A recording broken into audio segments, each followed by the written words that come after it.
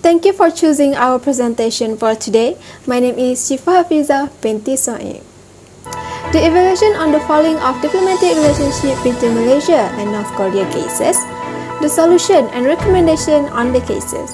Assalamualaikum and good morning. This presentation will focus on the issue pertaining to the discontinuity of diplomatic association between Malaysia and North Korea. This issue arises between Malaysia and North Korea because Malaysia extradited a citizen of North Korea to the United States.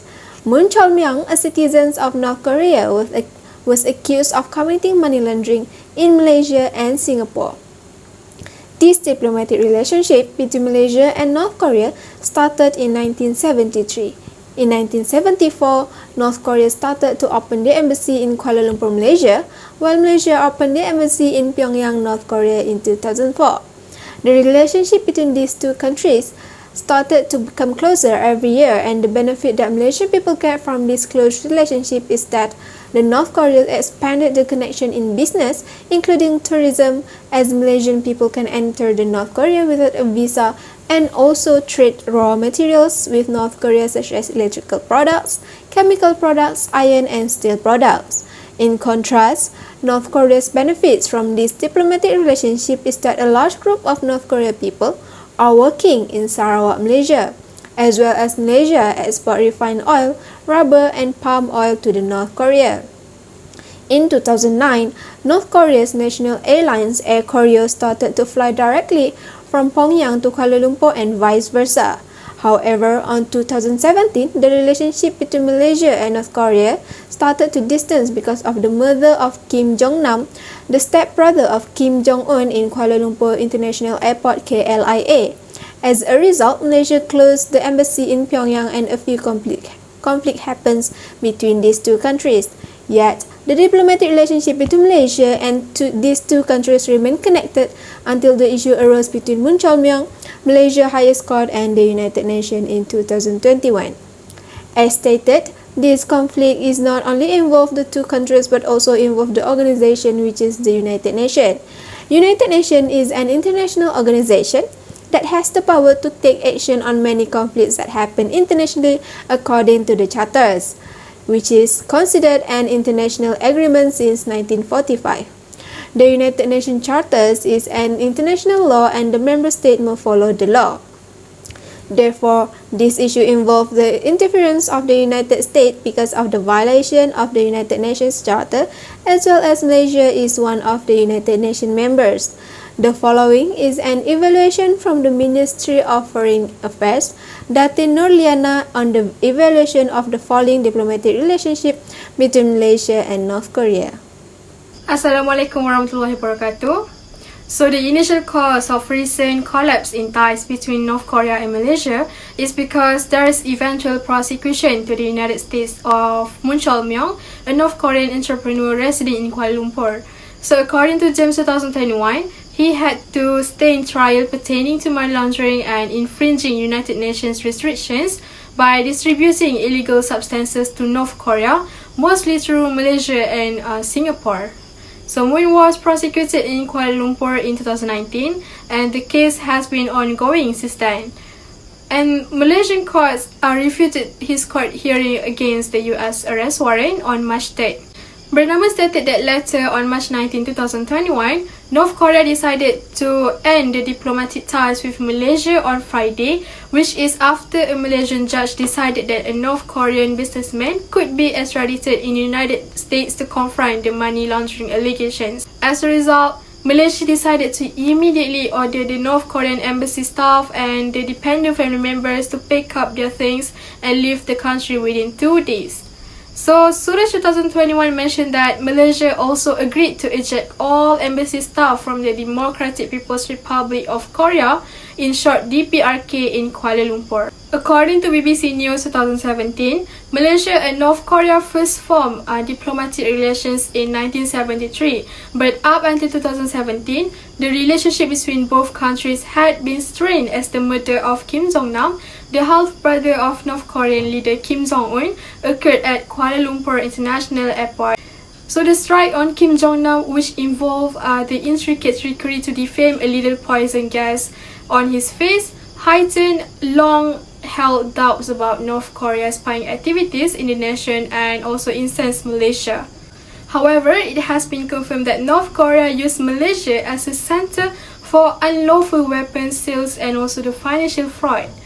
North Korea's response to the newest court's decision was totally predictable, as Pyongyang has a rich history of using severe and aggressive speech and also cutting ties over the imagined insults.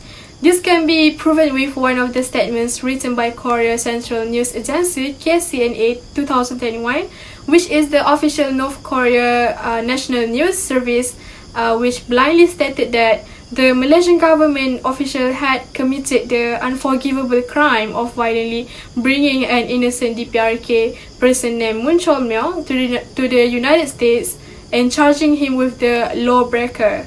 However, throughout this case, the diplomatic break was just as substantial to Malaysia as it totally brought positive impacts to this country.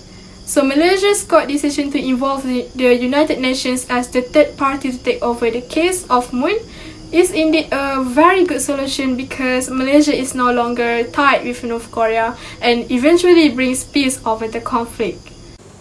Hence, in every issue or problem, there will be a solution to overcome this issue effectively.